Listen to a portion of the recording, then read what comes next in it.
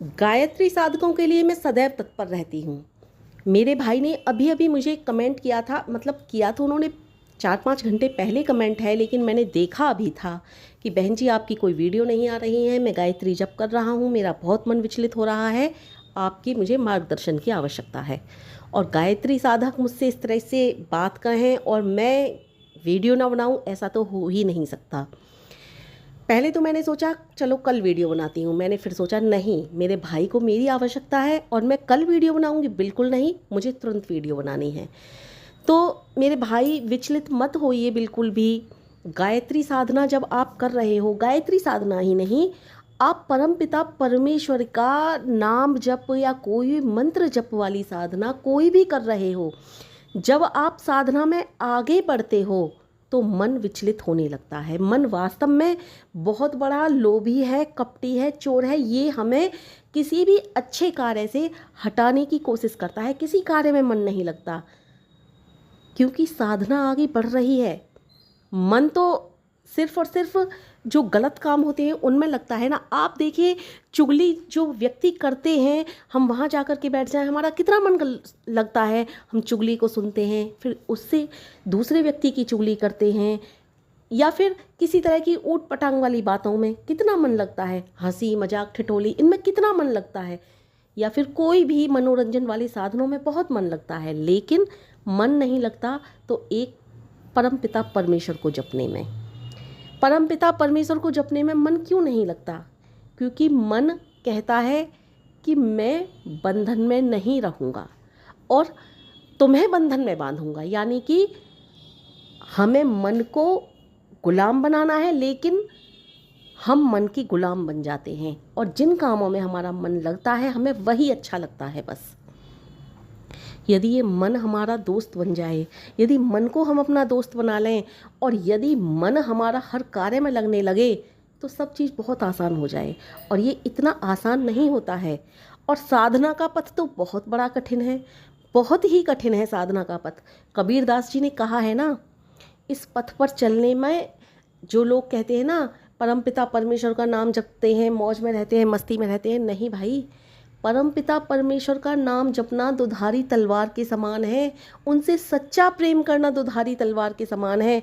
जब परमपिता परमेश्वर से सच्ची प्रीत हो जाती है ना, तो बस यही आस रहती है, हे माँ अब तो दर्शन दो, हे माँ कृपा करो, हे माँ मुझे क्यों दर्शन नहीं दे रही। इतना ही जब प्रीत बढ़ जाती है ना, बहुत प्रीत बढ़ जाती है, तो मनुष्य सिर्फ उनके लिए ही छटपटाता है। चलिए, ये तो परमपिता परमेश्वर की प्रीत की बात रही। उदाहरण के तौर पर आप किन्हीं प्रेमी प्रेमिकाओं को देख लीजिए, लैला मजनू की कहानी देख लीजिए, हीर राझा की देख लीजिए, या फिर आज की दुनिया में चल रहे झूठे प्रेमी प्रेमिकाओं को ही देख लीजिए। झूठे प्रेमी प्रेमिका भी चाहे वो झूठे ही हों, लेकिन फिर भी एक दूसरे के लिए तड़पते हैं। क्यों तड़पते हैं? क्योंकि उनमें मन लगा रहता है। लेकिन यहाँ तो हम परमपिता परमेश्वर से ही मन लगाने की बात कर रहे हैं। परमपिता परमेश्वर को ही सर्वस्व अर्पण करना या फिर उनको सर्वस्व अर्पित कर देने की बात कर रहे हैं। तो यहाँ तो मन विचलित होगा ही ना, क्योंकि वो सब कुछ हैं, वो सर्वे सर्वा हैं, उनसे बढ़कर कुछ नहीं है। इसलिए विचलित मत होइए, ये आपकी साधना आगे बढ़ रही है। खुश होइए और खुश हो करके बस अपने अंतर्मन में माँ गायत्री को ध्यान करके गायत्री मंत्र का जप करते जाइए। जो मैंने कहा है ना, दुधारी तलवार के समान है। यानी कि खरबूजा पर छुरी गिरती है तो भी खरबूजा ही कटता है, और छुरी पर खरबूजा गिरता है तो भी खरबूजा ही कटता है। कहने का तात्पर्य ये है कि हम जब परमपिता परमेश्वर से प्रीत करते हैं ना, तो हमारा कल्याण होता है, लेकिन हम उनकी प्रीत में रोते हैं। उस समय हम उनकी प्रीत में रोते हैं कि प्रभु अब तो दर्शन दे दो, अब तो दर्शन दे दो। लेकिन यदि हम उनसे प्रेम नहीं करते हैं तो हम इस संसार के दुख से व्यथित होकर के रोते हैं। रोना दोनों में है, लेकिन इन दोनों तरफ के रोने में बहुत बड़ा फ़र्क है। संसार में व्यथित होकर के, संसार की अन्य कार्यों में फंस करके व्यथित होकर के जब दुखी होते हैं, उसमें हमारा कल्याण नहीं है। लेकिन परमपिता परमेश्वर की प्रीत में हमारा कल्याण ही कल्याण है, और हम इस कल्याण के मार्ग पर आगे बढ़ते रहें, यही हमारे लिए सब कुछ है। अब तुम गायत्री साधना कर रहे हो, अभी तुम्हें ऐसा लगेगा मैं आपको बता ही दे रही हूँ, 1-2 दिन में लगेगा कुछ नहीं हो रहा है गायत्री साधना से, कुछ नहीं हो रहा है, मैं कुछ नहीं कर रहा, लेकिन आप छोड़ना मत, करते रहना। आपको कुछ दिनों बाद महसूस होगा कि हाँ, गायत्री साधना बहुत कुछ है। छोड़ना मत बस, क्योंकि बहुत से गायत्री साधक साधना शुरू तो कर देते हैं लेकिन बीच में ही छोड़ देते हैं और यहीं पर वो गलती कर जाते हैं। लेकिन बाद में जब गायत्री साधना के द्वारा उन्हें जब फ़ायदे दिखाई देते हैं तो फिर वो पछताते हैं कि हाँ, मुझे फ़ायदा हुआ लेकिन मैंने गायत्री साधना छोड़ दी। क्योंकि फ़ायदा बाद में दिखाई देता है, साधना पहले छोड़ देते हैं वो, और साधना छोड़ने के ही कुछ दिनों बाद उन्हें फिर फ़ायदा दिखाई देने लगता है और वो सोचते हैं कि ये क्या किया मैंने, गायत्री साधना छोड़ दी। इसलिए आप गायत्री साधना बिल्कुल मत छोड़ना। जितना भी मन विचलित हो रहा है उस मन को समझाओ और ध्यान लगा करके माँ से श्रद्धा विश्वास के साथ प्रार्थना करो, माँ मेरे इस मन की व्यथा को तुम ही जानो, तुमसे बढ़कर कोई ना जाने। माँ मेरी सहायता करो, मैं गायत्री साधना में आगे बढ़ना चाहता हूँ। हे माँ मैं तुम्हें वरण करना चाहता हूँ। हे माँ तुम मेरी इस व्यथा को समझो और इस व्यथा को दूर करो। ये एक अग्नि की भांति मन जो होता है ना, अग्नि की भांति हमको व्यथित करता है, दुखी करता है, और ये अग्नि जल्दी ही शांत होने लगती है।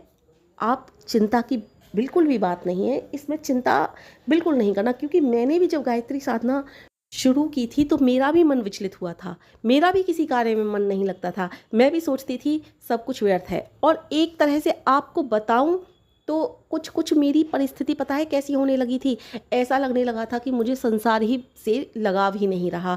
फिर मैं सोच रही थी कि ये तो बहुत ख़राब बात हो रही है, मेरे तो बच्चे हैं अभी से छोटे छोटे, मुझे अगर अभी से ये भावना मेरे अंदर जग गई कि ये संसार व्यर्थ है, मोह माया, मतलब कि वैराग्य टाइप का अगर मेरे लिए अभी से हो गया तो मेरे बच्चों का क्या होगा। लेकिन गायत्री माँ ने मुझ पर कृपा की, धीरे धीरे सब ठीक हो गया। हाँ, एक कार्य और कर सकते हो, इसके साथ आप 1-2 पौधा लगा लीजिए गमले में और अपने आप उनकी देखभाल कीजिए, थोड़ा उनमें मन लगाइए, गमलों में, गमले के पौधे में।